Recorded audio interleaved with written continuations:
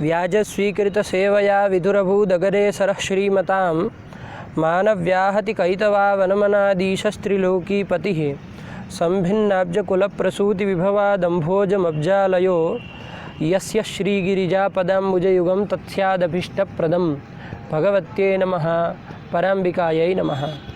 चलिए, पिछले पाठ में हम लोगों ने ऊंच पदे इस सूत्र में विचार किया ना। क्या अर्थ हो गया उसका? अवर्ण पूर्वयोः पदान्तयोर यवयोर लोपो स्यात् ऊई पदे। पदे, ये अर्थ उसका कर दिया, ठीक है ना। कहाँ से किसकी अनुवृत्ति आई, कहाँ अन्वय किया, ये सब हम लोगों ने उस दिन देख लिया। और स उ एकाग्नि ही उसका उदाहरण ये देख लिया। अब उसमें अंतिम पाठ में हमने एक बताया था कि यहाँ चूँकि ऊंच पदे जो है आपका सूत्र, वो क्या करता है? नित्य लोप करता है। क्या करता है? नित्य लोप करता है ना, क्योंकि विकल्प सिद्ध्यर्थ कोई पद यहाँ पर नहीं है। न सूत्र में कोई अन्य तरह श्याम वा इत्यादि कोई पद, विभाषा कोई पद नहीं है, न कि ऊपर से अनुवृत्ति आ रही है।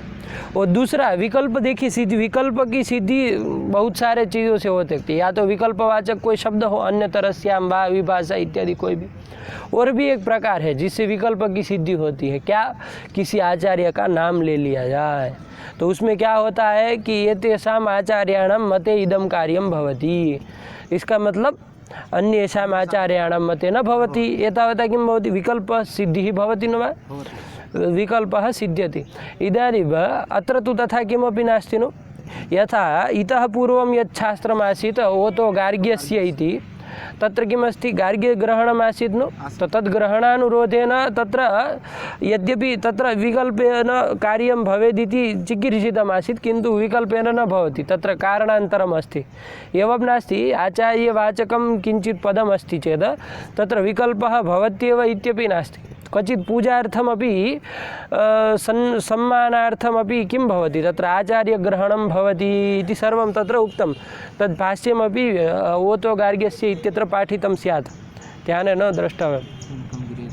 हाँ, क्या समास है? हाँ हाँ, तो ऐसे पूजार्थ होता है, ठीक है ना।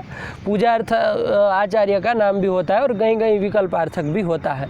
तो चलिए, वो सब बातें जैसे प्रसंग में आएगी विचार करेंगे। फिलहाल ये ऊंच पदे सूत्र नित्य करता है, ऐसे हमने कहा था। अब स उ एकाग्नि में क्या हमने कहा था कि वहाँ पर सस उ एकाग्नि ये बन जाएगा ना, तत्शब्द का सु लाएंगे वगैरह सब कार्य करके सस उ एकाग्नि बन गया। अब इसके बाद रुत्व करने के बाद यकारादेश हो जाएगा। किस सूत्र से? अवर्ण पूर्वक होने के कारण भो भगो अगो पूर्वस्य से यकारादेश हो जाएगा। तो सई उ एकाग्नि ये बन गया।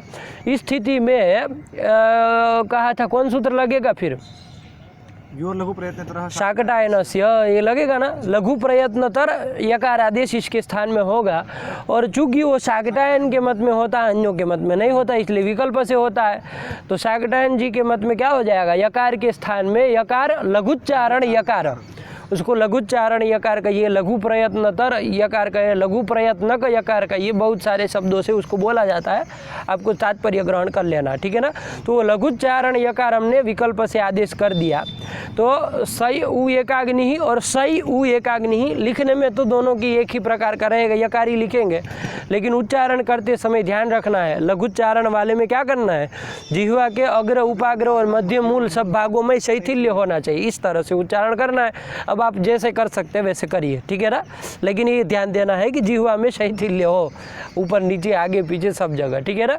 और उसमें कोई ऐसी आवश्यकता नहीं है, उसमें थोड़ा मतलब आयास करके जिह्वा में थोड़ा, जिह्वा को थोड़ा कष्ट पड़े तब भी कोई दिक्कत नहीं, ठीक है ना। ऐसे उच्चारण दो तरह के हो जाएंगे ना। तो एक लघुच्चारण यकार घटित हो गया और एक अलघुच्चारण यकार घटित, दो रूप बन गए, एक नहीं बन गए? ये दो बन गए। अब इसके बाद हमने कहा था पिछले पाठ में कि ऊंच पदे सूत्र जो आपका शास्त्र है वो चूँकि नित्य लोप करता है, ऊई पद परे रहते, क्या करता है वो? नित्य पदांत यकार वकार का लोप करता है ना, अवर्ण पूर्वक होना चाहिए। तो ऐसे यकार वकार दोनों यकारों का लोप कर देगा। क्योंकि नित्य करता है, नित्य करता है ना। तो नित्य करता है तो वो लघुच्चारण वाले का भी कर देगा, लघुच्चारण वाले का भी कर देगा, वो क्यों कुछ उसमें रहेगा। वो तो गार्ग्यस्य में क्या था, इसके पूर्व में वो तो गार्ग्यस्य गया, वो भी क्या करता था, यकार का लोप करता था कि नहीं करता था, ठीक है ना। ओकार से पर में वो यकार वकार का लोप करता था, है ना। ओकारात परस्य यकार वकार यो हो लोप स्यात्, पर में क्या मांगता था कुछ वृत्ति। देखो वहाँ मुँह ताक रहे हो मूर्ख तरीका। ओकारात् परस्य पदान्तस्य अलघु प्रयत्नस्य यकारस्य नित्यम लोपः स्यात्। कुछ पर भी नहीं मांगता, नहीं ये देखने को कहा और पूरा बकवाद करेंगे मूर्ख साले।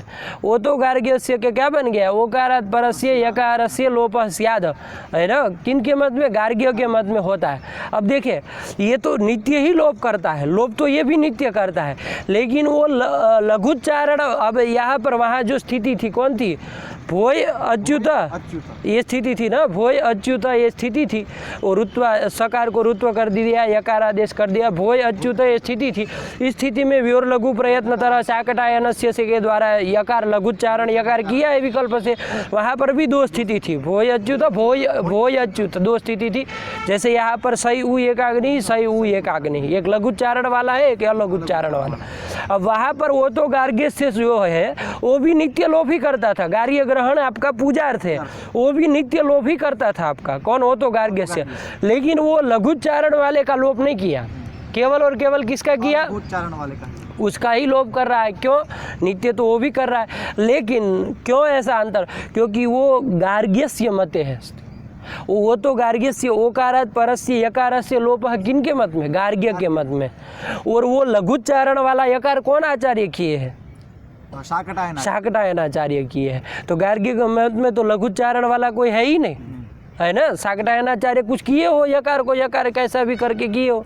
गार्ग्य के मत में तो लघुच्चारण वाला यकार है ही नहीं, उसके मत में तो एक ही स्थिति है, बस उसमें लोप करेगा। इसलिए अलग, अब हमारे पास क्या स्थिति आई कि गार्ग्य के मत में अलघुच्चारण वाले यकार का लोप हो गया, तो भो अच्युत ये स्थिति बनी कि नहीं बनी। और शाकटायन जी ने जो लघुच्चारण वाला यकार किया था, वो वाला यकार जैसे के तैसे बना रहा, हमारे सामने तो ये रहा।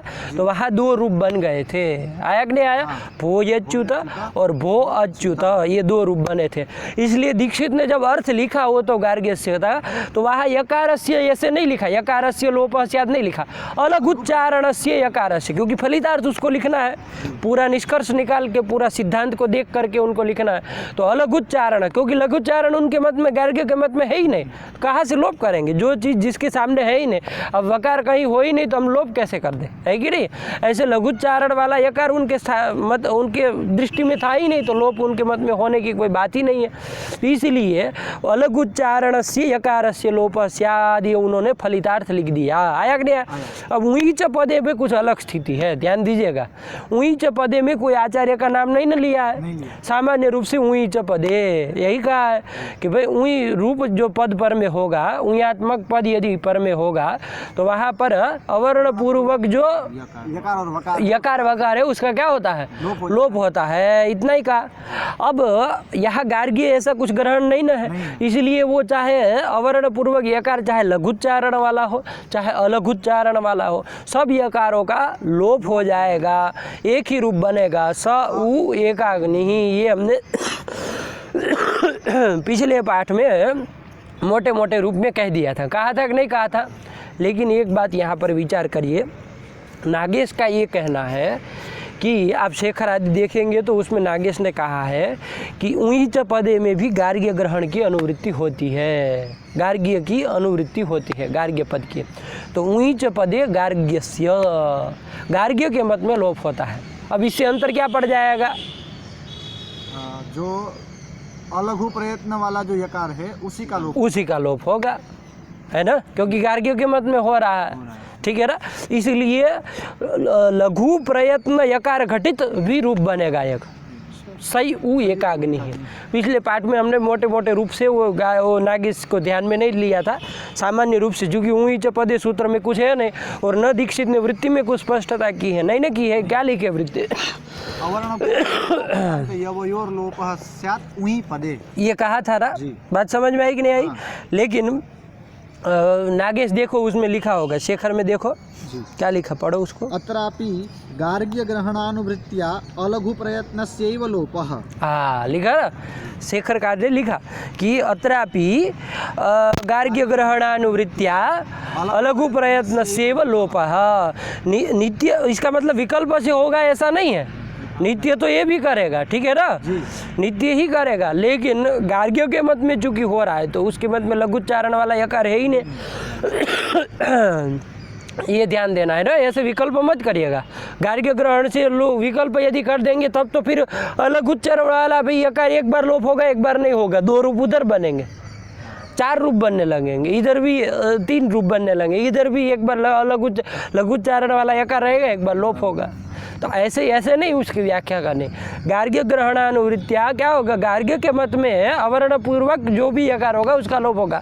अब गार्ग्य के मत में लघुच्चारण वाला यकार है ही नहीं, लघुच्चारण वाला यकार तो शाकटायन ने किया था, योर लघु प्रयत्न तरह शाकटायनस्य आयक ने, तो ये बात ध्यान देनी है। तो अत्र गार्ग्य ग्रहणानुवृत्त्या क्या कहा, अलघु प्रयत्नस्यैव लोपः, अलघु प्रयत्नस्यैव लोपः, ठीक है ना। उसके पूर्व में क्या लिखा है, ऊई च पदे हाँ भो इत्यादि पूर्वस्य पूर्वेण सिद्धेराह अवर्ण पूर्वयोरिति। हाँ देखो, एक बात ये ध्यान देनी है, ठीक है ना। अब देखिए नागेश कुछ बात अच्छी, मतलब उसमें बाकी टीकाकार इतना स्पष्ट नहीं करते हैं, ये थोड़े शब्दों में बहुत अच्छी बात कह देता है, इसलिए अब अभी तक हम लोग बाल मनोरमा को ध्यान में रखते थे, लेकिन अब शेखर को थोड़ा थोड़ा मिलाते चलिए, ठीक है ना। वैसे मूल सिद्धांत कौमुदी का पाठ है, तो ऐसा आप लोग मत सोचिए कि ये शेखर उसमें कहाँ से आ गया।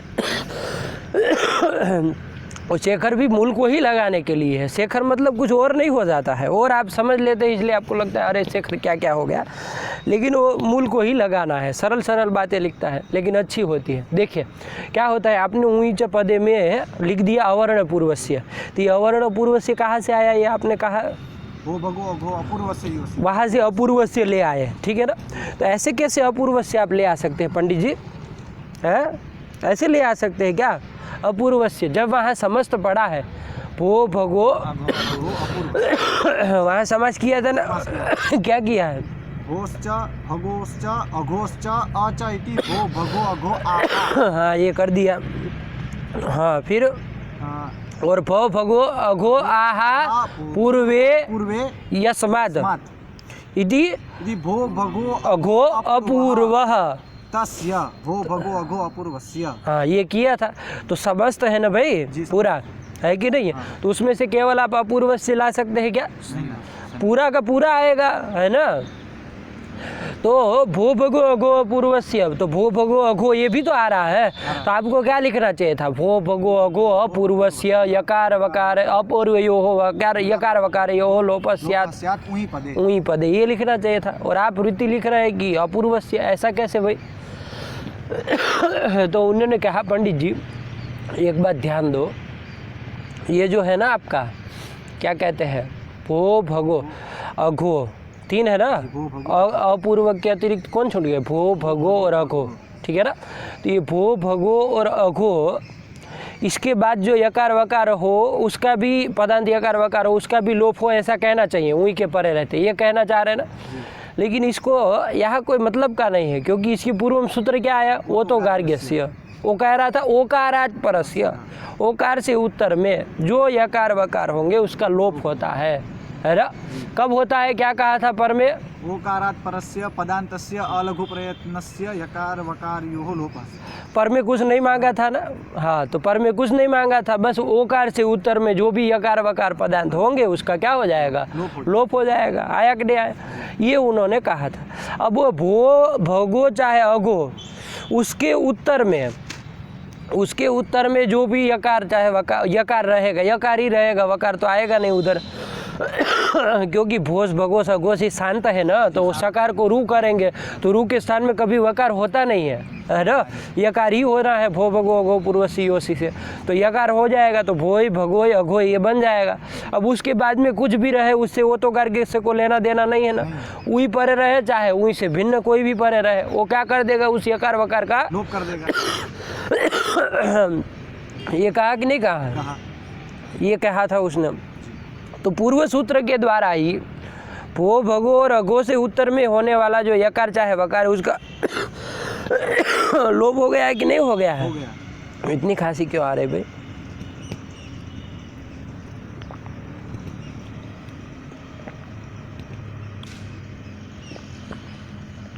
उसका लोप कर दिया है ना, उसका लोप पूर्व सूत्र से ही हो गया है। तो इसमें कोई ऊंच पदे में भो भगो अघो का कोई अपूर्व फल मिलेगा क्या? नहीं ना मिलेगा, तो नहीं मिलेगा। इसलिए यहाँ पर दीक्षित ने फलितार्थ के रूप में क्या लिख दिया? अपूर्वस्य। वस्तु तो आएगा पूरा, लेकिन उसमें चूंकि कोई फल नहीं है, तो जिसका फल नहीं हो उसका क्या किया जाए? छोड़ दिया जाएगा, है कि नहीं है? उसका मतलब अनुवृत्ति नहीं होगी, ये नहीं करना। अनुवृत्ति तो आएगी, लेकिन यहाँ कोई ऐसा फल नहीं है, इसलिए अपूर्वस्य ऐसा फलितार्थ के रूप में दीक्षित ने लिख दिया। लगा कि नहीं लगा? चलो पढ़ो। वही कहा, भो भगो अघो इत्यस्य पूर्वेण एव सिद्धे आह अवर्ण पूर्वयोर। हाँ, ये कह दिए। चलिए, एतदपि नित्यमेव। हाँ, ये तदपि नित्यमेव, ये भी नित्य ही करता है, ठीक है ना? हाँ, अत्रापि गार्ग्य ग्रहणानुवृत्तिया अलघु प्रयत्नस्यैव लोपः। हाँ, ये कह दिया, ये समझा दिया था आपको पहले कि गार्ग्य ग्रहणानुवृत्ति है। तो इसलिए दो रूप बनेंगे, ध्यान दीजिएगा पंडित जी। पिछले पाठ में मैंने इसलिए बार बार कह रहा हूँ, पिछले पाठ में हम लोग बिल्कुल मूल के अनुसार ध्यान नहीं दिए थे उधर, है ना? तो ध्यान देना है। गार्ग्य ग्रहण की अनुवृत्ति होगी तो लघुच्चारण वाला जो यकार है उसी का लोप होगा, है ना? लघुच्चारण वाला यकार है, उस गार्ग्य के मत में है ही नहीं, तो उसको लोप कैसे कर देंगे? तो इसलिए लघु हमारे के सामने क्या आया कि लघुच्चारण वाला यकार भी एक रूप बनेगा। सही उ एकाग्नि ही स उ एकार। अब वो दीक्षित ने केवल स उ एकाग्नि ही लिखा तो कोई बात नहीं, उन्होंने इस सूत्र का एक उदाहरण देना था, वो दे दिया। अब उसको सब थोड़ी बताएंगे, आपको सब बताते चले क्या लिख लिख करके, ये बना वो बना इतने बने, एक बार बता दिया कहीं पर, तो आप समझ लेना है। चलो, एतेन भो इत्यादि पूर्वे लघु प्रयत्न लोपार्थम अत्रापि तदनुवृत्ति ही इत्यपास्तम। हाँ, क्या क्या?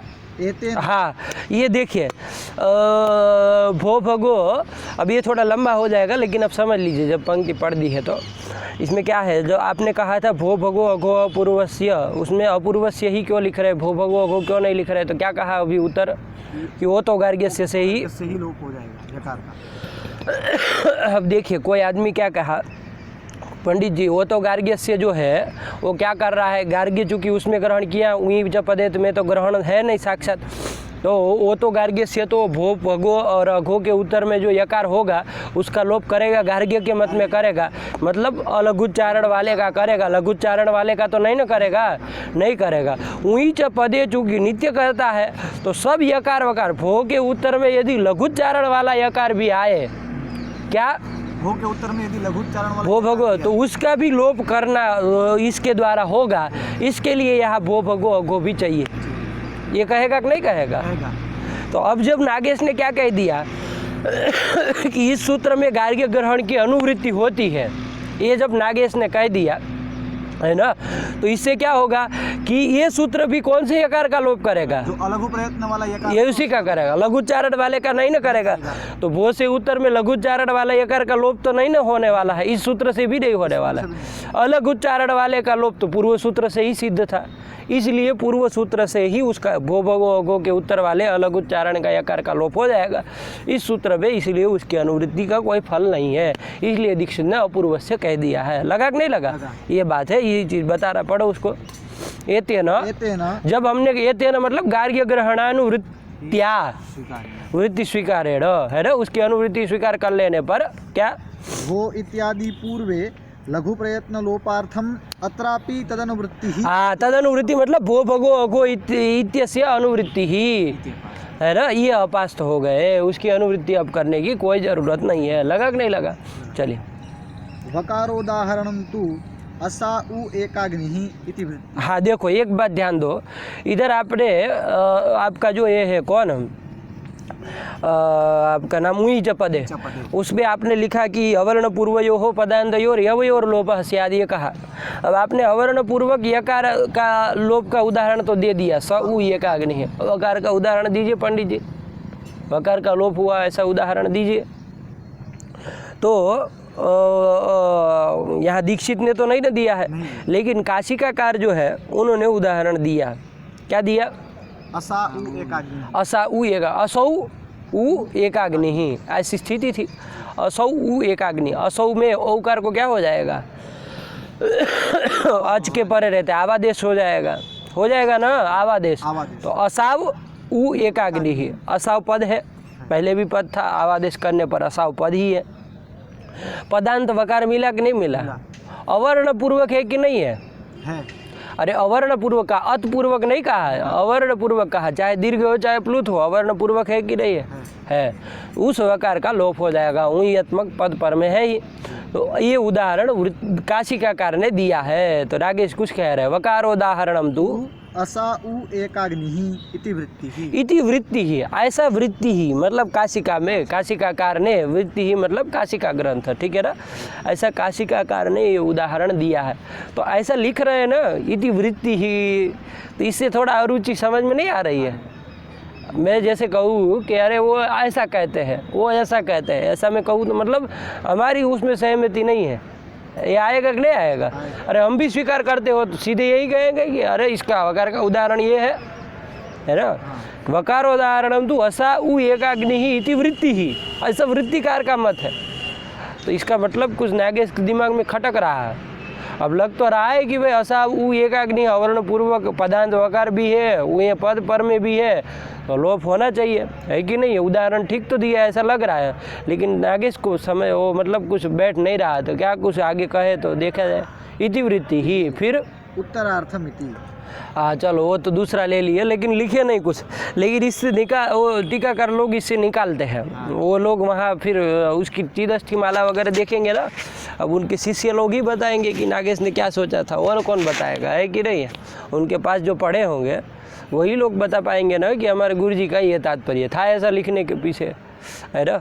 तो चलो उसको देखना बाद में जाके, लेकिन उसमें अरुचि कुछ समझ में आ रही है, जैसा उसने शब्द प्रयोग किया है ना, उतने से अरुचि नहीं समझ में आ रही है। तो फिर चलो, तो यही नागेश है भाई, तो ये कर दिया, लगा कि नहीं लगा?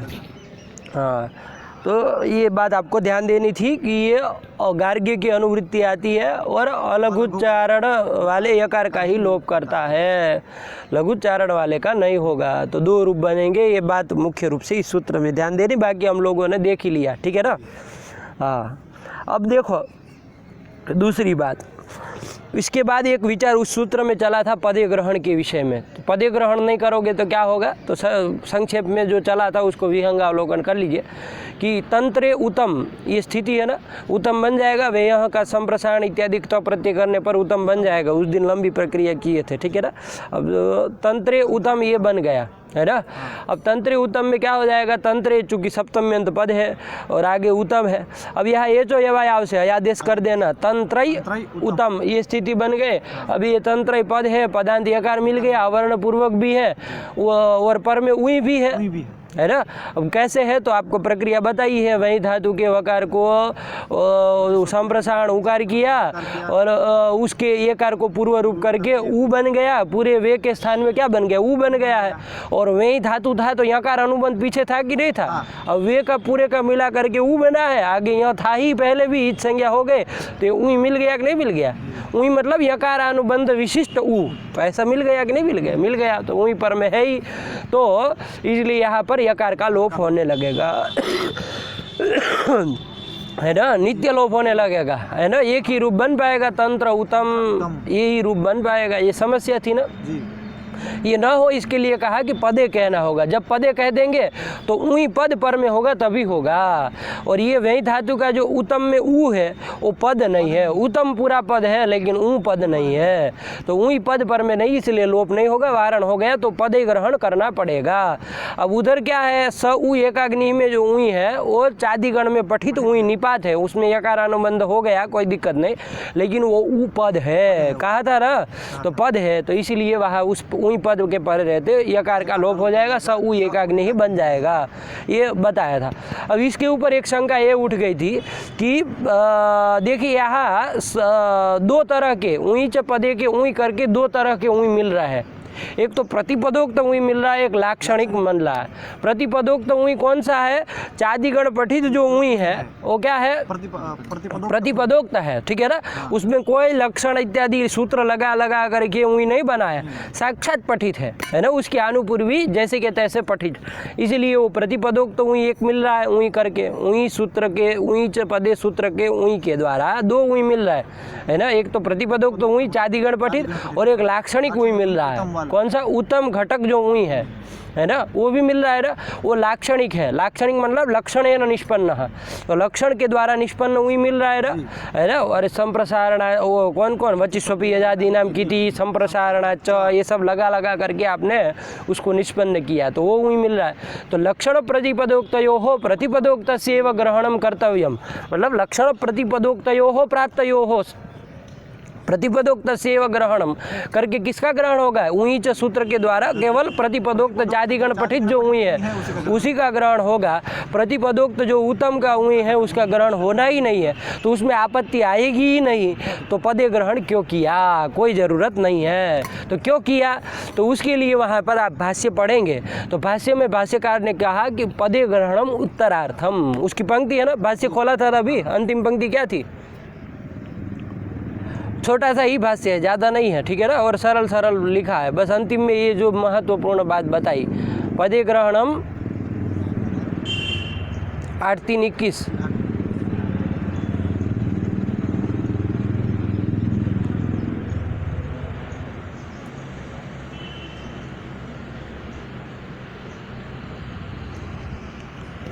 ये सब निकाल के रखना चाहिए। अब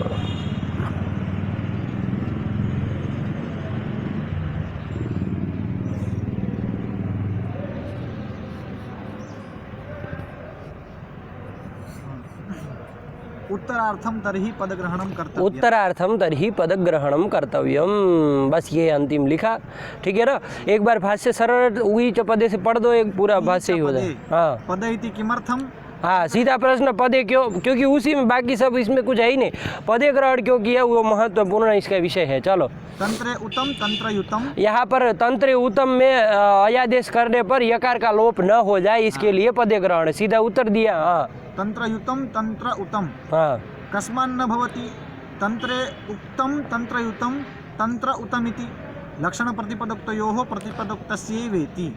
अरे पद ग्रहणम शक्यम अवक्तुम ये नहीं आया अभी, पद इति शक्यम अवक्तुम, उसके पहले कहा छोड़े, ये क्या पढ़े तुम, पद इति कुछ छोड़ दिए हो, क्या छोड़े हो, क्रम से भाष्य पढ़ो। पद इति किमर्थम तंत्रे उत्तम तंत्रयुतम तंत्र उत्तम, हाँ, ये प्रयोजन बताया कि इसका इसलिए रखा कि यहाँ यकार का लोप ना हो जाए। हाँ, पद इति शक्यम अवक्तुम, तो ये कौन तुम्हारा दद्दा बोलेगा मूर्ख तरीका, क्यों नहीं बोले इसको पहले, तुम्हारा वो भाष्यकार ने लिखा हुआ वार्तिक है वो मूर्ख तरीका, वो गाढ़ा नहीं होगा तो ऐसे ही पढ़ रहा है, उसके बिना भाष्य जाएगा, वार्तिक है वो मूर्ख तरीका, भाष्य पढ़ने का शऊर नहीं है। क्या कह रहा है, वार्तिक है, पद इति शक्यम अवक्तुम, ये अच्छा शंका ही कर रहे हैं, तो उसको क्यों छोड़ दिए फिर, पदे वाक्य वचन ही है, वार्तिक नहीं है, तो क्या कह रहे, पद इति शक्यम अवक्तुम, पद ग्रहण नहीं करते तब भी चल जाएगा, पदे इति ग्रहण कर्तुम क्या शक्यम अवक्तुम, शक्यम अवक्तुम मतलब अवक्तुम शक्यम, न भी कहे तब भी चलेगा, तो कहा फिर ये तंत्र युतम में अकार का लोप होने लगेगा, ये शंका उठाएगा। पढ़ो, पद इति शक्यम अवक्तुम कस्मान्न भवति, अब ये शंका है, उसके ऊपर का भाष्य है, ठीक है ना, जो कहा सिद्धांती व्यक्ति कि पद ये ग्रहण नहीं करेंगे तब भी चलेगा, उसके ऊपर फिर पूर्व पक्षी भाष्य है, ध्यान देते रहो ये, वरना ये भाष्य में लगने वाला कुछ है नहीं, किसी के बपौती नहीं है, इसको नहीं समझ में आता भाई। जब तक कौन पूर्व पक्ष भाष्य है कौन उत्तर पक्ष का भाष्य, ऐसे ही पढ़ोगे, कथा थोड़ी नहीं हो कोई पंचतंत्र की लगातार पढ़ते गए रुकना पड़ता है कि भाई ये पूर्व पक्ष भाष्य हुआ तो वहाँ रुका जाए, फिर सिद्धांती भाष्य आएगा, फिर पूर्व पक्ष होगा, ये अधिकरण के रूप में भाष्य चलता है। आजकल ऐसे भाष्य पढ़ाया नहीं जाता, लेकिन वस्तुतः ये अधिकरण रूप से चलता है। अधिकरण मतलब जानते हैं ना, विषयो विषयश्चैव पूर्व पक्षस्तथोत्तरम सिद्धांतश्चेति पंचांगम शास्त्राधिकरणम स्मृतम, ये अधिकरण का मतलब होता है, तो ऐसे चलता है पूरा का पूरा। तो चलो, तो कहा कि पदे इति शक्यम अवक्तुम, ये सिद्धांती ने कहा, अब पूर्व पक्षी आएगा, कस्मान्न भवति, हाँ, यहाँ पर क्यों नहीं होगा, अब पदे ग्रहण नहीं करोगे तो यहाँ लोप होने लगेगा। हाँ, ये कहे तंत्रे उत्तम तंत्रयुतम तंत्र उत्तमिति, हाँ, ये उक्तम क्यों पढ़ रहे हो, यहाँ पर उत्तम लिखा है, तो मूर्ख तरीका उत्तम पढ़ो ना, गलत छपा है। उक्तम कहाँ बनता है, उक्तम तो वज धातु का बनता है, उसका संप्रसारण करके ऊ तो बन जाएगा, लेकिन ऊई थोड़ी न मिलता है, वहाँ तो वज धातु है ना जी, इधर तो क्या है वही धातु है, इसलिए यहाँ ऊई तो मिलना चाहिए, ऊई मतलब यकारानुबंध विशिष्ट उकार तो होना चाहिए, उक्तम होगा तो कहाँ मिलेगा, गलत छपा है तो वैसे ही पढ़ोगे। तंत्र उत्तम, तंत्रे उत्तम, हाँ। तंत्रयुतम, तंत्र उत्तम इति। हाँ ये लक्षण प्रतिपदोक्तयोः प्रतिपदोक्तस्य ये सिद्धांत भाष्य से आया कि लक्षण प्रतिपदोक्तयोः प्रतिपदोक्तस्यैव ग्रहणम् इति परिभाषा अनुरोधात् प्रतिपदोक्तस्यैव ग्रहणं स्यादिति कृत्वा तत्र वै धातुना निष्पन्नं यद् ऊयि यकारानुबन्ध विशिष्ट उकारः तस्मिन् परे तत्र तस्य लोपः नैव भवति परिभाषा अनुरोधात्। ये सिद्धांति ने कहा। हाँ, लक्षण प्रतिपदोक्तयोः प्रतिपदोक्तस्यैवेति। हाँ ये कहा, ठीक। उत्तरार्थम तर्हि पदग्रहणम कर। हाँ ये निष्कर्ष निकाल के सिद्धांत के रूप में ये दिया है ना। सिद्धांति ने कहा ये सिद्ध कर दिया, अब वो उत्तर पक्षी ने सिद्ध कर, अब सिद्धांत रख दिया। फिर पदे ग्रहण क्यों है तो कहा तर्हि उत्तरार्थम पदग्रहणम, ये सिद्धांत है इस सूत्र का, है ना। ऐसे ही क्रम से चलता है। चलिए तो उत्तरार्थम, अब उत्तर में कहा है जी, उत्तर में कहा जरूरत है तो उस दिन अष्टाध्यायी पढ़ के बताया था ना कि हली सर्वेशाम, इसके बाद बहुत कुछ आता है, उसमें नहीं ना जरूरत है। कहा जरूरत है गमो रसवाद जी गमुण नित्यम, इस सूत्र में पदे की जरूरत है, ठीक है ना। देखो लिखेंगे, पढ़ो। उत्तरार्थम तर्हि पदग्रहणम कर्तव्यम। हाँ गमो ह्रस्वादचि गमुन नित्यम इत्यपदे माभूत। हाँ ठीक है ना। कहा उत्तरार्थम तो कहा कि गमो रस्वादचि गमुण नित्यम। ये गमो रस्वादचि गमुण नित्यम का देखे हो ना, अर्थवर्ग देख के आए ना, तो वहाँ पर क्या हो जाएगा, गमो रस्वादचि गमुण नित्यम सरल रूप से देखो क्या होता है। गम रस्वाद अचि गमुण नित्यम, इतनी चीज है। गम पंचम्यंत, रस्वाद पंचम्यंत, अचि सप्तम्यंत। गम और आपका ये कौन रस्वाद, ये दोनों पंचम्यंत है। इसे वो उसकी पंचमी के कारण इधर अचि की सप्तमी क्या हो जाएगा, षष्ठी में परिवर्तित हो जाएगा। षष्ठीत्व न परिकल्प्यते नु, तो क्या बन जाएगा अर्थ, रस्वात् परो योंगम तस्मात् परस्य। सीधे अभी सूत्र से ही अर्थ निकाल रहे हैं, वो दीक्षित का अर्थ मत बोलिए। रस्वात् परो योंगम तस्मात् परस्य अचः गमुडागमः स्यात्, इतना ही अर्थ कर रहा है, ठीक है ना। दीक्षित वाला मत करो, अभी कुछ वो क्या सब जोड़ ताड़ के कर दी है। क्या बन गया, रस्वात् परो योंगम तस्मात् परस्य गमुडागमः स्यात्। ये कहा जैसे प्रत्यंगात्मा, प्रत्यंग है आगे आत्मा है, तो रस्व हो गया यकारोत्तरवर्ती अकार, उससे परे योंगम गकार हो गया, उससे पर में जो अच आत्मा का आकार, उसको क्या हो जाएगा, गमुडागम हो जाएगा। और चूंकि टीथ है इसलिए आदि में होगा, तो प्रत्यंगात्मा दो गकार घटित रूप बन जाएगा। ये बना है ना। अब ऐसा यदि आप अर्थ करेंगे तो समस्या है दंडिना। दंडिन शब्द है, क्या है, दंडिन। दंडिन शब्द से आप टाल आएंगे तृतीया एक वचन में, दंडिना बन जाता है, ठीक। यहाँ पर गमुट की आपत्ति आएगी, है ना।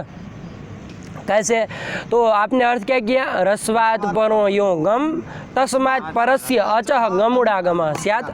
रस्व करके लिया डकारोत्तरवर्ती इकार, रस्व करके ले लिया, रस्व ही है, तो रस्वात् परो योगम करके कौन आ जाएगा, नकार आ जाएगा ना। अरे गण न तीन आते हैं गम में, तो न आ गया, तो रस्वात् परो योगम नकार तस्मात् परस्य अचः, उससे पर में अच कौन हो गया, टाका आ हो गया अच, उसको गमुडागम हो जाए, गमुडागम की आपत्ति आएगी। आई कि नहीं आई, तो गमुडागम की जब आपत्ति आएगी तो दंडिन्ना ऐसे रूप नकार द्वय घटित रूप की आपत्ति आएगी। लगा कि नहीं लगा, तो ये समस्या है। इस समस्या का वारण करने के लिए क्या करना पड़ेगा आपको, पदे की अनुवृत्ति लानी पड़ेगी। जब आप ऊंच पदे से पदे की अनुवृत्ति ले आएंगे तो पदे का अन्वय अचि के साथ होगा, अचि पदे, है ना। अचि को विशेषण बना देना, पदे को विशेष्य बना देना, यस्मिन विधि तदादा वल ग्रहण करके तदादि विधि कर देना, अजादौ पदे, ऐसा अर्थ हो जाएगा कि नहीं हो जाएगा। अब चूंकि वो सप्तमी षष्ठीत्वेन विपरिणम्यते, है ना, इसलिए क्या हो जाएगा, अजादेह पदस्य, ये अर्थ हो जाएगा। आया क्या, अजादौ पदस पदे, ऐसा होना चाहिए अर्थ वस्तुतः, है ना, सब लग करके तदादि विधि हो करके। लेकिन चूंकि उधर पंचमी के अनुरोध से इधर सप्तमी को क्या करना है, षष्ठीत्वेन विपरीत वो करना है ना, परिकल्पना करना है, तो क्या अर्थ हो जाएगा पूरे का, अजादेह पदस्य, अजादो पदे नहीं, अजादेह पदस्य, ये अर्थ हो जाएगा।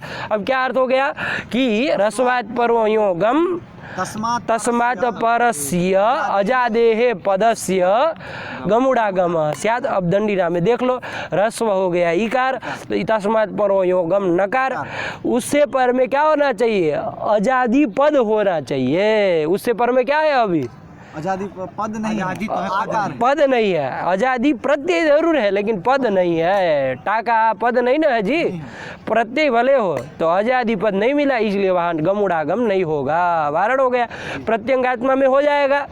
रस्व हो गया यकारोत्तरवर्ती अकार, उससे पर में जो गम गकार, उससे पर में अजादि पद होना चाहिए। आत्मा पद मिल गया, अब उसको गमुट कर दीजिए तो टित्व आदि में होगा, प्रत्यंगात्मा बन जाएगा, सब घट जाएगा। सुगन्नी शह पर में अजादि पद ईश है, उसके अलावा कौन उदाहरण है? सन्नच्युतः, तो अच्युत अजादि पद है, तो सब जगह घट गया ना। तो पदे अनुवृत्ति ले आएंगे तो वहाँ ये आपत्ति दंडीना शकटिना इन सब में ये आपत्ति नहीं आएगी। शकटिना भी दिया होगा, देखो पढ़ो कि तर्हि उत्तरार्थम पदे ग्रहणम पदग्रहणम कर्तव्यम। हाँ, गमो रस्वादचि गमुन नित्यम इत्यपदे माभूत। अपद मतलब अपद अच पर में रहे तो वहाँ पर न हो, इसके लिए जैसे कहा तो कहा दंडिना शकटिना, ये दे दिए। इसके बाद ऊंचा पदे, खत्म, इतना पास से था। तो ये ध्यान देना है। तो गमो रस्वादचि गमुण में पदे की पदे आवश्यक था, उसके लिए पदे ग्रहण किया गया। बात समझ में आई कि नहीं आई? ये ध्यान देना है, ठीक है ना। तो पदे ग्रहण का प्रयोजन, तो फिर प्रश्न होगा कि भाई वहीं पढ़ दो, फिर वहाँ जरूरत है तो इधर जरूरत। स्पष्टार्थम यह कृतम, ये जोड़ देना है कि नहीं है? क्योंकि अब ऊई कहते तो आपको परिभाषा ये सब लगाना पड़ता है कि नहीं लगाना पड़ता? अब ऊई जो पदे कह दिया, सीधे आप चादी वाला यकार ही पढ़ेंगे, वहीं बे में जाएंगे ही नहीं, ठीक है ना। तो इसलिए यहाँ स्पष्टार्थ यहाँ पर यहाँ ही पदे कह दिया, लेकिन उसका अपूर्व फल तो गमो रस्वादचि गमुण नित्यम में मिलेगा। चलिए इसको सरल रूप में अभी समझा है, ठीक है ना। लंबा चौड़ा विचार है लेकिन भाष्य लग गया आपका, आया ना। हाँ, मतलब जो कौमुदी में एक वृत्ति लिखी है उसके हिसाब से तो शायद पंचम यंत्र बनाते पद को। नहीं, देखो देखो देखो, अब तुम प्रश्न कर दिए है तो बता रहे हैं, ठीक है ना। देखो दीक्षित ने क्या वृत्ति लिखी है? रस्वात् परो योगम तदंतम यत् पदम तस्मात् परस्य अचह गमुडागमः स्यात्, ऐसा उन्होंने किया है। देखो वहाँ पदम ले आए ना, तो वो पदम ये वाला ऊंच पदे न दीक्षित ने ध्यान ही नहीं दिया है। ऊंच पदे में, ऊंच पदे के पदे में ध्यान, एक पदस्य का अधिकार चलता है उधर, तो वो पदस्य का अधिकार ले आए, ठीक है ना।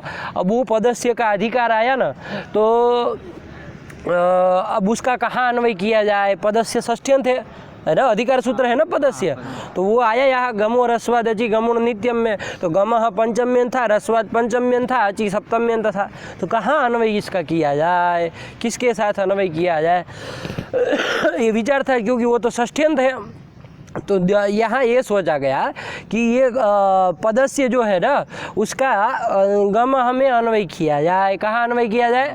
गमः के साथ अन्वय किया जाए। तो गमः तो आपका पंचम है, ये षष्ठ्यंत है, तो वैयधिकरण्य न अन्वय करना पड़ता। तो वैयधिकरण्य न अन्वय न करना पड़े, सामानाधिकरण्य न अन्वय हो, इसके लिए क्या सोचा गया कि वो पदस्य जो आ रहा है उसका विपरिणाम कर देंगे, है ना, विभक्ति विपरिणाम कर देंगे, उसको पदार्थ मानेंगे, है ना, उसको पंचम्यंतत्व है ना, विपरिणाम करके पदार्थ वो करेंगे। अब गमः पदार्थ, अब रस्वात् परो यो गम, वो गमः आपका क्या है? पंचम्यंत है ना, उसको विशेषण बना दीजिए और पदार्थ को विशेष्य बना दीजिए। ये गमः जो पंचम्यंत है विशेषण है, उसमें तदंत विधि कर दीजिए, तो रस बन जाएगा। तो रस्वात् परो यो गम तदंतम यत् पदम तस्मात् परस्य, ये से बनाया, उसका अर्थ लिखा इस तरह से। आया क्या है? तो पदम और तस्मात् लिख रहे हो, मतलब पंचमी मान रहे हो, जैसे तुम समझे हो ठीक समझे हो, लेकिन वो गम के साथ समानाधिकरण्य न अन्वय हो, इस दृष्टि से पदस्य जो अनुवृत्त हो रहा था उसका क्या किए? विपरिणाम किए हैं, ठीक है ना। और वो पदे है, वो ये ऊंच पदे वाला पदे नहीं लाए हैं, उसने उसमें विचार ही नहीं किया ऊंच पदे में। तो क्या अर्थ बन गया उसके अनुसार?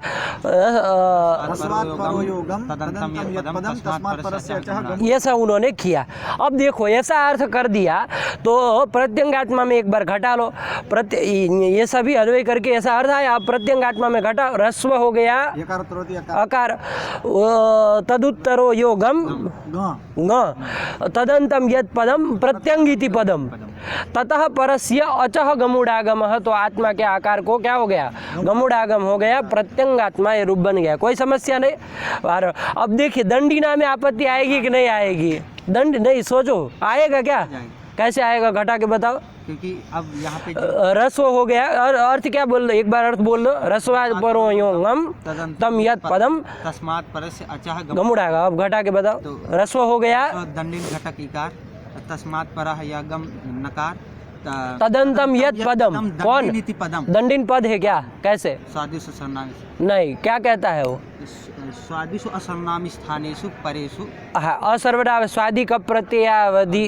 हाँ पड़े रहते, और असर्वनाम स्थान होना चाहिए, स्वादि का प्रत्ययावधिक होना चाहिए, उसके परे रहते पूर्व की पद संज्ञा होती है ना, ये कहोगे। लेकिन उसका एक अपवाद सूत्र है यचि भम, क्या सूत्र है, वो कहता है कि यही सब स्वादि का प्रत्ययावधिक प्रत्यय हो, असर्वनाम स्थान हो, लेकिन वो यदि यकार आदि अथवा अजादि है तो उसके पूर्व की क्या होगी, भ संज्ञा होगी। तो यहाँ कैसा है, आजादी है कि नहीं, तो पूर्व की भ संज्ञा होगी कि नहीं होगी, तो भ संज्ञा होगी, है ना। तो पद रही है, तो रस्वाच परो योगम तदंत पद मिला, नहीं मिला, तो आपत्ति नहीं है। तो जब यहाँ आपत्ति रही तो फिर यहाँ पर उई च पदे से पदे लाने की कोई ज़रूरत है, तो फिर भाष्यकार कैसे लिख रहे हैं, ये समस्या आएगी कि नहीं आएगी, ये आप कहेंगे, बहुत अच्छे प्रश्न कर दी, ठीक है ना। लेकिन दोष आएगा, जो तुम कह रहे थे कि नहीं आया रहे, अब नहीं आएगा, ऐसा नहीं है, तुम पद संज्ञा उसकी मान रहे थे इसलिए, लेकिन ऐसा नहीं, यचिभ हम अपवाद है ना उसका, और भ संज्ञा हो जाएगी तो भत्व है ना पदत्व बाधा, तो पदत्व बाधा, तो इसीलिए क्या हो जाएगा यहाँ पर आपत्ति नहीं आएगी, ऐसा अन्वय करने पर। तो उई च पदे के पदे की यहाँ जरूरत नहीं है, कैसे भाष्यकार लिख रहे हैं, दंडिना सकटिना में गमुट वारण करने के लिए ऐसा कैसे लिख रहे हैं, तो इसको समझना है, ध्यान दो। यहाँ मुख्य बात ये है, आपने किया क्या काम, आपने पदस्य जो अधिकृत था उसको यहाँ क्या कर दिए, गमः के साथ समानाधिकरण्य न अन्वय करने के लिए क्या कर दिया आपने, पंचम्यंत न विपरिणाम कर लिए। तो ये अधिकार आपको दिया है किसने, ये बताओ, है कि नहीं। ऐसे अधिकृत आचार्य ने पदस्य ये षष्ठ्यंत पढ़ा, अधिकार सूत्र बनाया, उसका मतलब क्या, इसके उत्तरवर्ती जितने भी सूत्र है वो क्या हो गए, पदस्य पदस्य, उसमें पदस्य पदस्य, तो षष्ठ्यंत रखा है तो उसको पंचम्यंतत्वेन विपरिणाम करने में कल्पना गौरव है कि नहीं है कि नहीं है, तो उसको नहीं कर सकते हैं, है ना। सामानाधिकरण्य न अन्वय करना है तो कुछ भी हटा दोगे, आचार्य ने कुछ सोच समझ करके पदस्य पढ़ा ना, वरना पदार्थ पढ़ते, एक पदस्य रखा ताकि सब उत्तर सूत्रों में पदस्य षष्ठ्यंत पदस्य का अन्वय हो जाए, इसी दृष्टि से पढ़ा, उसको आप बदल दे रहे हैं अपनी मन मर्जी से, ऐसा चलेगा नहीं ना चलेगा। तो क्या करना पड़ेगा, पदस्य षष्ठ्यंत ही रहेगा। अब अन्वय कहाँ करेंगे, नहीं अच में नहीं करेंगे, कहीं ध्यान दो, अभी तो क्या कर दे रहे थे कि गमः पदार्थ ऐसा कर दे रहे थे, वो तदंत विधि ये सब कर दे रहे थे, लेकिन अब वो गमः और पदस्य में विशेष वो नहीं बना सकते हो, वो विशेष विशेषण भाव ऐसे नहीं ना बना सकते हो, तदंत विधि और तस्मात् परस्य ऐसा अर्थ नहीं ना कर सकते हो। कहाँ अन्वय करेंगे, तो गमः में ही करेंगे, लेकिन चूंकि पदस्य क्या है आपका षष्ठ्यंत है, गमः पंचम्यंत है, तो सामानाधिकरण्य न तो अन्वय होगा नहीं, वही अधिकरण्य न अन्वय करना पड़ेगा कि पदस्य गमः, कि पद का जो गम, पद का जो गम, इस षष्ठी को क्या मानना पड़ेगा, अवयवावयवी भाव संबंधार्थी का षष्ठी मानना पड़ेगा। तो क्या अर्थ होगा कि रस्व के पर में जो गम, लेकिन वो गम कैसा होना चाहिए, पदस्य पदावयव होना चाहिए, पद संबंधी होना चाहिए, ऐसे अर्थ करोगे ना। अब देखो क्या बोलोगे, सरल रूप में क्या बोलोगे, रस्वाच परो पदस्य यो गम, पद का होना चाहिए, रस्व से पर में जो गम, लेकिन वो किसका होना चाहिए, पद का होना चाहिए, पद संबंधी होना चाहिए। तो क्या बोलोगे, रस्वाच परो यो पदावयवः गम तस्मात् परस्य अचः गमुडागमः स्यात्, ये अर्थ करेंगे कि नहीं करेंगे, है ना।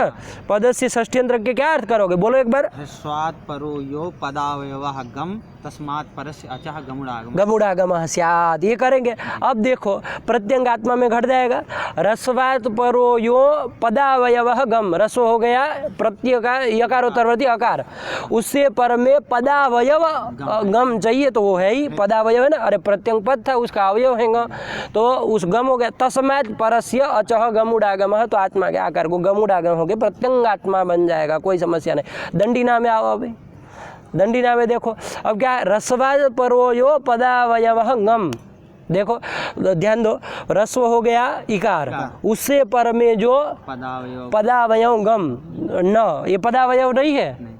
अरे दंडीन पद नहीं, लेकिन दंडीना सुबंतम करके पद है कि नहीं है? दंडीना, हाँ पूरा मिल जाएगा। दंडीना पूरा पद है कि नहीं है? और ये नकार वो पद का अवयव है कि नहीं है? बस तो पदावयव चाहिए। ये थोड़ी न कह रहे कि दंडीन जो दंडीन पद होना चाहिए उसी का अवयव, ऐसा नहीं ना कह रहे, पद का अवयव होना चाहिए। आया कि नहीं आया? तो रस्वात परो यो पदावयव गम कौन हो गया? दंडीन का नकार हो गया कि नहीं हो गया? उससे पर में जो अच, उसको गमुड़ागम होता है। अब गमुड़ागम की आपत्ति आई कि नहीं आई? इसको वारण करने के लिए भाष्यकार ने जो कहा कि ऊई च पदे से पदे ले आएंगे और अजादे पदस्य गमुड़ागम हस्यादि अर्थ कर देंगे। यहाँ आजादी पद पर नहीं है, इसलिए उसको गमुड़ नहीं होगा, वारण हो जाएगा। ये करना आया कि नहीं आया? इसका आप गमो रस्वदचि गमुड़ नित्यम का शेखर जाके देखिए, साफ साफ किया है, पूरा साफ साफ किया है। दीक्षित ने जो वृत्ति लिखी है रस्वात परो यो गम तदंतम यद पदम तथा तस्मात् परस्य अच गमुड़ागमस्यादि, वो उसने क्या किया है? अधिकृत जो पदस्य है उसका सामानाधिकरण्य अन्वय करने की इच्छा से उन्होंने विभक्ति विपरिणाम करा दिया, पदार्थ करा दिया, और गम हमको उसमें विशेषण बना करके तदंत विधि करा करके कर दिया। ठीक है ना? ऐसा करके उन्होंने कर दिया। लेकिन ये अधिकार दिया किसने आपको? पंडित जी कर सकते हैं क्या कभी? है, अधिकृत पद को प्रमाण होना चाहिए ना। वैसे कर दे तो पूरा भाष्य विरोध हो रहा है, उल्टा आपको भाष्य विरोध हो रहा है कि नहीं है? तो ये वैसे कोई प्रमाण नहीं है, उल्टा भाष्य विरोध हो रहा है, तो आप उसको विभक्ति विपरिणाम कर ही नहीं सकते हैं। कहीं पर यदि करते भी है तो वहाँ आपको प्रश्न अवश्य करना चाहिए कि यहाँ प्रमाण क्या है ना? कहीं जगह पर करते भी है, अधिकृत पदों का विभक्ति विपरिणाम अन्वया बुद्धियाँ करते भी है, लेकिन वहाँ आपका प्रश्न जरूर होना चाहिए कि भाई क्या प्रमाण है इसमें, है ना? क्योंकि ऐसा अधिकार किसी को दिया नहीं गया। आचार्य ने कुछ सोच समझ करके पदस्य पढ़ा ना, वरना पदार्थ पढ़ देते। षष्ठ्यंत पढ़ा मतलब षष्ठ्यंत ही जाएगा, है कि नहीं? यदि आपको कुछ उधर उधर करना है तो आपको उसमें प्रमाण अवश्य देना होगा। लगा कि नहीं लगा? तो ये है। तो अब भाष्य लग गया कि नहीं लग गया? वही अधिकरण अन्वय करना, पदस्य आएगा तो अर्थ क्या होगा इसके अनुसार? रस्वात् परो यो गम पदावयवः गम तस्मात् परस्य अचः गमुड़ागमः स्यात्, ऐसा अर्थ होगा। और ऐसा करने पर दंडीना सकटीना में आपत्ति आएगी। उसका वारण करने के लिए ऊंच पदे से पदे की अनुवृत्ति जो भाष्यकार ने कही वो ले आएंगे और पदे को विशेष बनाएंगे, अचि को विशेषण बनाएंगे, यस्मिन विधि तदादा वल्ग्रहण से तदादि विधि करेंगे। और चूंकि उसका षष्ठ्यं तत्व न क्या होता है, पंचमी स्वस्मात् पराम सप्तमीं षष्ठीत्वेन कल्पयति, ऐसा करके अजादेह पदस्य ये अर्थ आ जाएगा। सूत्रार्थ हो जाएगा कि रस्वाद परो यो पदावयवः गम तस्मात् परस्य अजादेह पदस्य गमुड़ागमः स्यात्। अब दंडीना शकटीना में आपत्ति नहीं है, ये यहाँ का निष्कर्ष हुआ। आया कि नहीं आया? तो चलिए यही था पदे का। तो लगा ना भाष्य कि तर्हि उत्तरार्थम पदे ग्रहणम गमो रस्वादचि गमुड़ नित्यम इति इह न भूत दंडीना शकटीना, है ना? यहाँ पर न हो इसके लिए। चलिए लग गया? महमूद। अब इसके ये तो भाष्य विचार हो गया, आगे चला जाए। एक सूत्र इसका कर लिया था, ठीक है ना? फिर बंद करें, वरना फिर चलागा कि पिछले पार्ट में भी ऊई चपदे था, इसमें भी ऊई चपदे, है ना? अब वो समझने वाला समझेगा कि इस ऊई चपदे में कुछ अंतर था, वो ऊई चपदे में कुछ अंतर था, है कि नहीं? वो मूल की दृष्टि में चला। अब जब मूल थोड़ा पक जाए फिर तो विशेष विचार किया जाए। मूल ही न पता हो, ये भाष्य यदि पिछले पार्ट में पढ़ा है समझ में आएगा कुछ? गमो रस्वादचि गमुड़ नित्यम का कुछ पता ही नहीं चले, है कि नहीं? इसलिए ऐसा होता ही है। चलिए, तो कौन सूत्र आया? हलि सर्वेशम। हलि सर्वेशम, ये पद आ गया, ये सूत्र आ गया। हलि सर्वेशम कितने पद है? 2 पद है। हलि इति सप्तम्यंतम, सर्वेशम इति षष्ठी बहुवचनांतम। सर्व शब्द का बन जाएगा ना, है ना? सर्वाणाम नहीं ना बनेगा। राम का रामाणाम बनता, वैसे सर्व का सर्वाणाम बन जाए। सर्वेशम का हस बना ली। अरे आमी सर्वनाम न सूट इत्यादि है ना, सूट आदि करते हैं तो सर्वेशम बनता है, ठीक है ना? बहुवचन का है, ध्यान देना। तो आमी हलि सर्वेशम, दो पद है। अब इसका अर्थ करना है तो देखिए, पूर्व वृत्ति सीधा देखे जाए, फिर देखते हैं कहाँ से किसकी अनुवृत्ति आती है। ठीक, चलो देखो क्या लिखा है। सर्वेशम भो भगो अघो अपूर्वस्य लघु लघुच्चारणस्य यकारस्य लोपः स्यात् हलि सर्वेषां मतेन। हाँ, सीधे से देखो, भो भगो अघो अपूर्वस्य, ये कहाँ से अनुवृत्त हो जाएगा? भो भगो अघो अपूर्वस्य योषि। वहाँ से पूरा का पूरा आ जाएगा, भो भगो अघो अपूर्वस्य, ठीक है ना, यहाँ से आ जाएगा। लोपः साकल्यस्य से लोपः की अनुवृत्ति आ जाएगी। व्योर लघु प्रयत्न तरह शाकटायनस्य से व्योह की अनुवृत्ति आ जाएगी। तो क्या अर्थ हो जाएगा, भो भगो अघो अपूर्वयोः यकार वकारयोः लोपः स्यात् हलि। आया कि नहीं आया? किसके मत में? सर्वेशाम, सबके मत में। ऐसा नहीं कि गार्ग्य के मत में कि शाकटायन के मत, सर्वेशाम मतेन इदम कार्यम भवति। लगा कि नहीं लगा? तो ये सर्वेशाम ग्रहण किया है ना। हाँ। तो भो भगो, अब ऐसा क्या अर्थ बना इसके अनुसार, जैसे मैंने अनुवृत्ति आई ऐसा कहा उसमें, भो भगो अघो अपूर्वयोः यकार वकार योः लोपः स्यात् हलि परे सर्वेषां मते। ऐसा लिखा, ठीक है ना। तो यकार वकार, अब देखो दीक्षित क्या लिख रहा है, यकारस्य लोपः स्यात्, वृत्ति में यही लिखा रहा, वकार को छोड़ दिए। वकार क्यों छोड़ दिए तो उसको देखा जाएगा, ठीक है ना।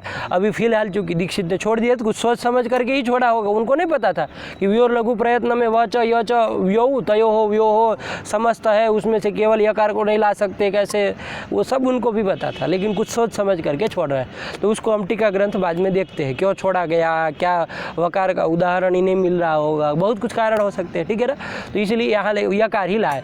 तो कुल मिला क्या आया कि भो भगो अघो अपूर्वस्य यकारस्य लोपः स्यात्। एक प्रश्न बना कि वकार कहाँ गया, वकार को क्यों नहीं लिख रहे है ना, यो आएगा तो ये कर दिया।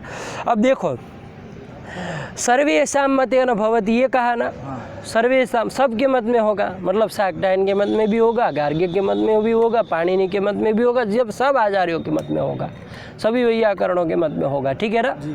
मतलब ये सूत्र लघुच्चारण अलग उच्चारण वाले किसी को छोड़ेगा नहीं। ऐसा नहीं कि शाकटायन के मत में लघुच्चारण हो रहा था तो उसको छोड़ देगा। सर्वे उनके मत में सर्वेषां मतेन लोप, मतलब लघुच्चारण वाले का भी लोप हो जाएगा, यही आया ना। इसलिए दीक्षित ने फलितार्थ क्या लिखा, लघु लघुच्चारणस्य, मतलब लघुच्चारण हो जाए अलघुच्चारण हो, जितने भी अगर होगा सबका लोप है ना। वो तो गार्ग्य में ऐसा नहीं कह सकते थे क्योंकि वो गार्ग्य के मत में हो रहा था। तो शाकटायन मत विहित जो मतोक्त जो आपका लघुच्चारण एक अर्थ है, उसका लोप गार्ग्य मत लोपेन न भवति, नहीं हो रहा था। लेकिन यहाँ तो सबके मत में लोप है, सर्वेषां मतेन अयं लोपः। तो लघुच्चारण यकार का भी लोप करेंगे, अलघुच्चारण वाले का भी लोप कर, अलघुच्चारण का तो वैसे भी हो ही रहा था, वो लोग भी कर देते, गार्ग्य के मत वाले में भी हो रहा था, लेकिन लघुच्चारण का भी ये कर देगा, है ना। तो ये इसमें विशेष है। तो चलो क्या कहा, तो और वकार को एक छोड़ दिया, क्यों छोड़ दिया, ये एक आपका प्रश्न रहेगा, उसको अब बाद में देखते हैं। लेकिन अभी मूल लगा लो, क्या कह रहा है, भो भगो अघो अपूर्वस्य लघु लघु चारणस्य यकारस्य लोपः स्यात्। लेकिन कब होता है, हलि, हल पर में हो तब। हल सब व्यंजन आ गए, ठीक है ना। कोई भी व्यंजन यदि पर में है तो भो भगो अघो अपूर्वक जो यकार है, चाहे वो लघुच्चारण हो चाहे अलग उच्चारण हो, उनका मत लोप होता है, सर्वेषां मतेन। चलिए यही कर दिया, आया क्या, विकल्प विकल्प नहीं, नित्य ही होता है, ठीक है ना। अब इसके बहुत सारे उदाहरण दे रहे हैं, अब एक एक उदाहरण करेंगे, समय लगेगा, एक ही साथ सब उदाहरणों को उठा लेना है, ठीक है ना। क्या दिया एक बार पढ़ लो मूल, तो फिर सर्वेषां भो भगो अघो अपूर्वस्य लघु लघुच्चारणस्य यकारस्य लोपः स्यात् हलि सर्वेषां मतेन। हाँ, भो देवाः भो लक्ष्मी भो लक्ष्मी दीर्घ है, नहीं रस्व है, तो क्यों दीर्घ क्यों बोल रहे हो फिर। भो देवाः भो लक्ष्मी भो विद्वद् वृंद भगो नमस्ते अघो याहि देवानम्याः देवायान्ति। बस इतना, ये यहाँ तक उदाहरण, बाद में अंतिम में हलि का पदकृत्य किया है, देवाई है इत्यादि करके, ठीक है ना। तो अब इतने आपके उदाहरण हो गए, भो देवाः भो लक्ष्मी भो विद्वद्वृंद भगो नमस्ते अघो याहि देवानम्याः देवायान्ति। अब देखो भोस शब्द है, भोस भगोस अघोस, ये तीनों क्या है, शांत है। आपको बताया गया था कहाँ पर, दीक्षित ने मूल में ही लिख दिया था, भोस भगोस अघोस इति शांताः निपाताः, ये लिखा था ना। कहाँ पर लिखा था, भो भगो अघो अपूर्वस्य योषि, सूत्र के अंतिम में ये चीज़ लिखी थी, ठीक है ना। और वहाँ से कुछ दूसरे विषय में चले गए, लेकिन ये बस उसी के साथ संपर्क कराना है, ठीक है ना। तो भोस भगोस अघोष ये शांत है, ठीक है ना। तो देखो भोस देवाहा स्थिति बना लो सबकी, एक ही साथ सबका कर रहे हैं, ठीक है ना, गड़बड़ सड़बड़ नहीं होना चाहिए। भोस देवाहा, भोस लक्ष्मी, भोस विद्वद वृंदा, भोस वाले 3 उदाहरण दिए हैं, ध्यान दीजिएगा, ठीक है ना। फिर भगोस नमस्ते, अघोष याही, देवास नम्या, ये भगो अघोष तक हो गया, और ये देवास नम्या और देवास शांति, ये अवर्ण पूर्वक वाले के उदाहरण है, ठीक है ना। देवास नम्या, देवास शांति, ये दोनों अवर्ण पूर्वक वाले के उदाहरण है, ठीक है ना। उसके पहले बाकी जो भोस भगोस अघोष वाले के उदाहरण, तो सबकी स्थितियाँ क्रम से बोल दो, देखते हैं। भोस देवाहा, भोस लक्ष्मी, भोस विद्वद वृंद, भगोस नमस्ते, अघोष याही, देवास नम्याहा, देवास यान्ति। इतना बन गया है ना। ये भोस भगोस अघोष तो निपात निपात, उसमें तो कोई दिक्कत नहीं है, वो तुम्हें सीधे ऐसे ही स्थिति बनेगी। देवास में क्या था, देव शब्द से जस लाए थे, उसका आस बचा है, देवास बना है संधि अकसवर्ण दीर्घ इत्यादि करके, देवास नम्या, देवता लोग नम्य है, देवास नम्या अलग था। उधर देवास शांति, इधर भी जस वाला ही बना करके देवास शांति ऐसी स्थिति बनी है, ठीक है ना। अब इसमें एक साथ कार्य कराते चलेंगे। अब देखिए कौन सूत्र लगेगा सब में, ससजुषोरुहु, चूँकि सब क्या है, पदांत सकार है ना, चाहे भोस का, भगोस का, अघोष का, चाहे देवास का, सबके पदांत सकार को क्या हो जाएगा, रुत्व हो जाएगा। तो क्या बन जाएगा, वो रुत्व का रेफ ही बचेगा। तो भोर स्थिति बोलते चलो पूरे का। भोर लक्ष्मी, भोर विद्वद वृंद, भगोर नमस्ते, अघोर याही, देवार नम्याहा, देवार यान्ति, देवार यान्ति बन गया। बस ये चीज़ चलाती चलो। अब ससजु से रुत्व कर दिया है ना, और रुत्व करने के बाद अब कौन सूत्र लगेगा, भो भगो अगो अपूर्वस्य यो असी, कि भो भगो अगो और अपूर्वक यदि कोई रू है, मतलब उकारानुबंध विशिष्ट रेफ है, तो उसको यकार आदेश होता है, अस पर में हो। तो अस देखो सब में पर में है कि नहीं है, अस, ठीक है ना। पहले घटाओ चलो, देखिए भोस भगोस अघोष अपूर्वक क्या होना चाहिए, उकारानुबंध विशिष्ट रेफ। तो इधर भोर भोर भोर तीनों में तो भो पूर्वक है, आपका क्या हो गया, उकारानुबंध विशिष्ट रेफ मिल गया, और भगोर में भी मिल गया भगो पूर्वक है ना, अघोर में मिल गया अघो पूर्वक, और देवार में मिल गया अवर्ण पूर्वक, और दूसरे देवार में भी अवर्ण पूर्वक हो गया। तो ये क्या हो गया आपका, भो भगो अघो अपूर्वक रेफ मिल गया। और सब को क्या होता है, यकार आदेश होता है उस रेफ को, लेकिन कब अश परे रहे, तो अश है कि नहीं। तो अश में क्या कितने आ जाते हैं आपके, अश में कितने आएंगे, इतनी देर लगेगी तो कैसे चलेगा, तुम बताओ। देखो घंटा एक लगाते हैं अश पर, अरे राम, अरे राम, 24 4 48 है, अच्छा 24 4 28 26 संदेह है अभी, 26 तुम कितना कह रहे हो, हमारा 28 दोनों एक वाक्यता करो, कोई तो गलत है कोई सही है, कि दोनों गलत है, ये भी हो सकता है, बोलो। अरे अज हो गया आपका 9, अय वर ल 5 हो गए इधर, फिर है ना, यम गण नम सब पंचम वर्ण 5 हो गए, जब घट ध ये 5 हो गए चतुर्थ वर्ण, ठीक है ना, वर्ग के चतुर्थ, जब अगड़ द 5 ये हो गए, ठीक है ना, क्या है वर्ग के तृतीय हो गए। तो 5 5 कितने, 4 20 ये हो गए, और 9 अच कितना हुआ 29, तुम क्या बोल रहे हो, 26 मुँह तरीका। और आपका क्यों, कौन सा खा गए बताओ, कौन सा, मतलब कहाँ गलती हुई, तुम किसको छोड़े, हाँ या मूर्ख तरीका। चलो वज्र मूर्ख न कहा जाए तो क्या कहा जाए, प्रत्याहार नहीं सही से गिन पा रहे हो, कहाँ से होगा। चलो तो क्या हो गया, 29 आते हैं पंडित जी, ठीक है ना।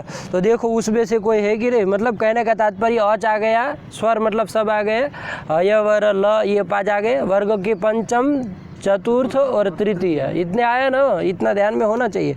तो देखो द दे भो देवा में द हो गया, तो वर्ग का तृतीय, ऐसे बोलते चलो, ल हो गया हयवर ल।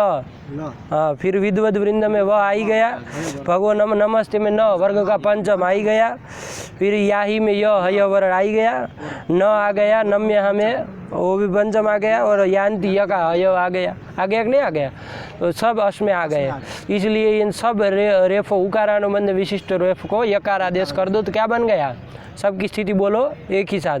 भोई देवाहा, भोई लक्ष्मी, भोई विद्वत वृंद, भगोई नमस्ते, अघोई याही, देवाय नमः, देवाई यान्ति। ये बन गया, बना ना एक ही साथ। चलिए अब कौन सूत्र लगेगा? देखो इसके पहले एक सूत्र आया था, व्योर लघु प्रयत्न तरह शाकटायनस्य। क्या कहता था वो? सटाक से बोलना है, देख के बोलो, हुआ मुंह खोल के नहीं बैठना मूर्खों की तरह। यकार वकारयोर लघुच्चारणो वास्तः शाकटायन है, फिर से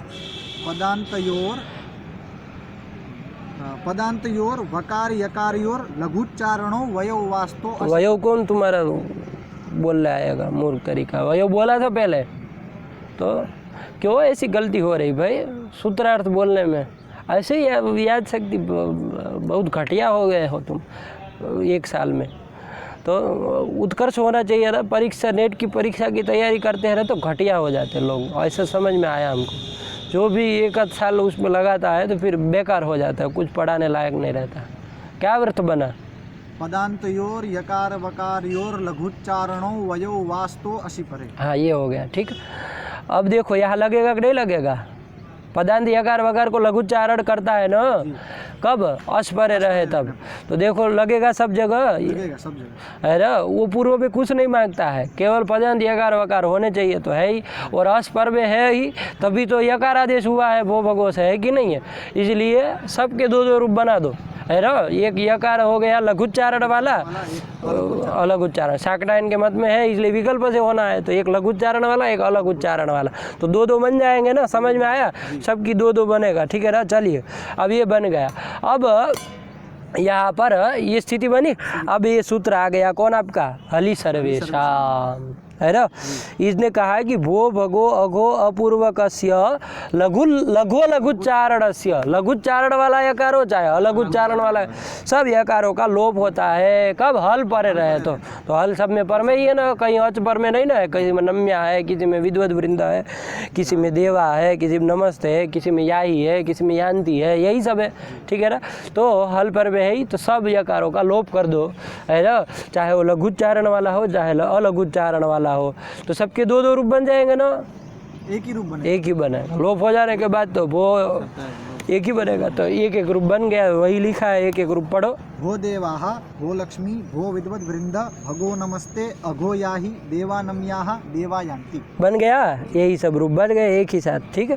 चलिए अब यहाँ पर एक विचार करना है कि पंडित जी ये 3 दिन क्या लगा रहे हो? ये भो देवाहा, भो लक्ष्मी, भो विद्वद वृंद, 3 उदाहरण, मतलब आप तो जड़ी लगा दिए पीछे पीछे, है कि नहीं। कितना याद करवाएंगे हमसे सिद्धांत कौमुदी, है कि नहीं। एक उदाहरण याद नहीं होता है, उसमें आप भो के 3 देने लगेंगे तो कैसे आप लोगों का चलेगा। 3 क्यों दे रहे हो भाई? भो का ही उदाहरण देना था ना। भो पूर्वक जो यकार होगा उसका आपको लोप करना है, हल परे रहते हैं, तो एक दे दो, चाहे भो देवा दे दो, भो लक्ष्मी दे दो, चाहे भो विद्वद वृंद दे दो। ये 3 क्यों दे रहे हैं? तो इसलिए दे रहे हैं, उसकी टीका टिप्पणी वगैरह देखेंगे, देख लीजिएगा, ठीक है ना। मैं केवल आपको संकेत कर देता हूँ। इसलिए दे रहे हैं कि ये जो है भो शब्द है ना, वो केवल ये निपात ही है ऐसा नहीं है, एक भवत शब्द का भी बनाते हैं। उसमें प्रक्रिया बाल मनोरमा इत्यादि देखेंगे, साफ साफ लिया है। भवत भगवत कौन एक वार्तिक सूत्र कुछ है, तो उससे भी भोहो बनता है, ठीक है ना। तो वो भोहो यहाँ नहीं है ना, क्योंकि उसका तो लिंग 3 लिंगों में नहीं ना चलेगा, पुल्लिंग में होगा, पुल्लिंग में चलेगा, 3 लिंगों में नहीं ना चलेगा। तो वो बताने के लिए कि भाई ये जो भोस है वो निपात है, और संबोधन में इसका प्रयोग होता है। संबोधन जब करना हो, जैसे हे का प्रयोग करते हैं ना, उसकी तरह का ये निपात भोस है, ये बताने के लिए इन्होंने इन्होंने वो पुल्लिंग स्त्रीलिंग नपुंसकलिंग वाला तीनों उदाहरण दिया। देखो आप पर में क्या है, उसमें दिया क्या, वो देवा, हाँ। तो वो पुल्लिंग का भो लक्ष्मी स्त्रीलिंग वाला, और विद्वद वृंदम, वृंदम था ना, वृंदम वृंदे वृंदानी नपुंसकलिंग है ना, ये विद्वद वृंद, तो उसका नपुंसकलिंग वाला। तो ये बताने के लिए कि भाई ये आपका निपात है और संबोधन में जो प्रयुक्त होता है वो वाला भोस है, ये आपको स्पष्ट प्रतीति कराने के लिए इन्होंने दिया है। ठीक है ना, बाद में देख लेना, ठीक है, मैं लिखा होगा तो इसलिए। और भगो नमस्ते अगो याही का एक एक दिया, देवास नम्या देवा नम्या देवायांति, इसके अवर्ण पूर्वक वाले फिर 2 दे दिए। तो इसके 2 क्यों दे रहे हैं ये आप लोगों के ऊपर मैं छोड़ता हूँ, थोड़ा आयास करिए, प्रयास करिए तो आ जाएगा। ठीक, चलिए इसका उदाहरण है ना, अरे अवर्ण पूर्वक कभी एक ही दे देते, 2 क्यों दे रहे हैं? चलो तो देखना, ठीक, तो ये कर दिए तो हो गए सब उदाहरण। और इसके बाद क्या दे रहा है, हलिकिम देवा यह पदकृत्य कर रहा है कि पंडित जी हली देने की क्या ज़रूरत है कि नहीं, हली देने की क्या ज़रूरत है, हली क्यों कहा, न देते तो क्या हो जाता कि भो गो घो पूर्व से लघु लघु उच्चारण से अकार से लोपस्या सर्वेशम मत है ना, पर कुछ भी हो, मतलब अच पर में होता तब भी होने लगता। जैसे अच में कहा तो कहा देवाय इह, है ना, देवाय इह कहाँ बनेगा, देवास इह था, अरे वैसे ही है, स को देवास बहुवचन वाला है, स को रुत्व कर दो, यकार आदेश कर दो, देवाई यह बन गया। अब यहाँ पर भी यहाँ पर क्या होता है, यकार जो यकार भो से यकार आदेश किए ना, अब वो तो लगेगा भी, और लघु प्रयत्न तरह साकटायन से लगेगा, वो तो अस्परे कहता है, अरे भो भगो लगा है तो अस्परे रहते ही वो लगा, इसलिए इसको लगाना है ये पदांत यकार वकार हो तो, ठीक है ना, साकटायन के मत में ये ध्यान रखना, बार बार एक ही चीज़ फिर वृत्ति बोला है, ये सही बात नहीं है। तो इसको लघुच्चारण वाला एक यकार हो जाएगा, तो देवाई यह और देवाई यह 2 बन गए, एक लघुच्चारण वाला एक अलग उच्चारण वाला। अब यहाँ पर क्या हो जाता, हली न रखते तो सर्वेशम इस सूत्र के द्वारा सब दोनों यकार वाला रूप लोप हो जाता, तो देवा यह देवा यह एक ही रूप बनता, ये आपत्ति होती ना। और जब इसमें हली कह दिए तो भल तो पर में है नहीं, इसलिए इसके द्वारा लोप होगा नहीं, तो कौन करता है फिर इधर, लोप साकल्य से कर देगा, ठीक है ना। वो तो गार्ग्यस्य ऊंच पदे इन सबों का तो काम, वो तो गार्ग्यस्य ओकार से उत्तर में कहता है, ये है नहीं, ऊंच पदे ऊँई पर रहते कहता वो भी नहीं है ना। ये सब लोप करने वाले कुछ समान विषयक है, इसलिए बार बार इस सब सूत्रों को देख लेना है, और कोई सूत्र नहीं लगता है ना ऐसी, क्योंकि सब देखे ना, लोप साकल्य ऊंच पदे ये सब अष्टाध्यायी में एक क्रम से ही है, वो तो गार्ग्यस्य ऊंच पदे हली सर्वेशम एक ही क्रम से पढ़े। तो इन 4-5 सूत्र जितने भी लोप करने वाले हैं सबको एक बार तो देख ही लेना, कि जो इसमें से और कोई नहीं लगता है ना तो स्पष्ट हो जाएगा, बार बार देखेंगे ना तो दिमाग में चढ़ जाएगा। चलिए, तो वो लोप साकल्य से लगेगा, तो उसके द्वारा विकल्प से लोप होगा ना, विकल्प से लोप होगा तो क्या होगा, यकार जो एक बार लोप करेगा, तो एक बार जब लोप नहीं करेगा तो यकार घटित रूप भी रहेगा कि नहीं रहेगा, तो क्या बनेगा, देवा यह गुरु आगे क्या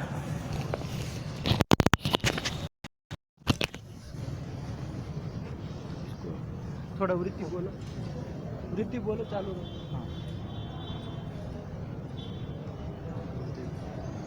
तो लोप साकल्य से जब पदांत यकार का लोप हो जाएगा तो एक बार होगा, तो वहाँ पर यकार घटित रूप नहीं बनेगा, देवा यह बनेगा जब यकार का लोप हो जाएगा।